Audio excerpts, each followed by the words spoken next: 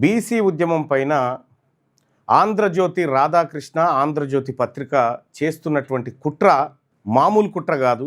ఈ తెలంగాణ రాష్ట్రంలో బీసీలు అధికారంలోకి వస్తే నెక్స్ట్ ఆ ఎఫెక్టు ఏపీలో పడుతుందనేటువంటి కుట్రలు కుతంత్రాలతోటి ఆంధ్రజ్యోతి పత్రిక వేమూరి రాధాకృష్ణ కమ్మ సామాజిక వర్గం మీ అందరికీ తెలుసు.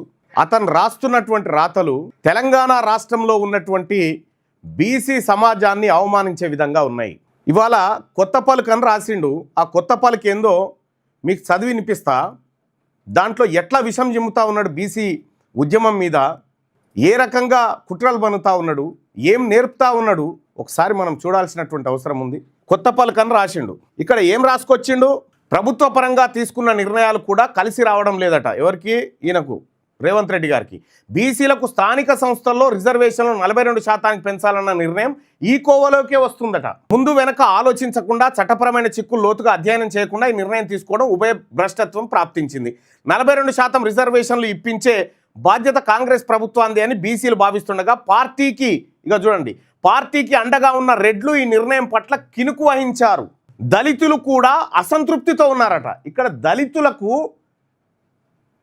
దళితులను ఎందుకు కలుపుతా ఉన్నావు ఇప్పుడు దీంట్లో? తెలంగాణ రాష్ట్రంలో బీసీ ఉద్యమం జరుగుతూ ఉంటే మందకృష్ణ మాదిగ గారు, ఆయనను మించిన దళిత ఉద్యమ నాయకుడు అయితే లేడు. కాబట్టి మందకృష్ణ మాదిగ గారు నడి రోడ్డు మీద నిలబడి బీసీలకు 42% రిజర్వేషన్ కావాలని వాదించిండు మందకృష్ణ మాదిగ గారు. ఈ బీసీలకు న్యాయం జరగాలని ఎస్సీ సమాజం, ఎస్టీ సమాజం, మైనారిటీ సమాజం అంతా కూడా ముక్త కంఠంతో, అప్పర్ క్యాస్ట్లో ఉన్నటువంటి వాళ్ళు కూడా, పేదలు కూడా బీసీలకు 42% రిజర్వేషన్ దక్కాలనేటువంటి మాటను వాళ్ళు ప్రస్తావిస్తూ ఉన్నారు, రోడ్ల మీదకి ఎక్కిర్రు. మరి నేను అడుగుతా ఉన్నా రాధాకృష్ణ గారు, ఇక్కడ దళితులు కూడా అసంతృప్తితో ఉన్నారట బీసీలకు రిజర్వేషన్ ఇస్తే. ఏమన్నా సిగ్గుండాలి ఈ విధంగా రాయడానికి? ఆయాల తెలంగాణ ఉద్యమం మీద ఇదే డ్రామా, ఇదే కిరికిరి, ఇదే ఏది అరాగిరి చేసినావు.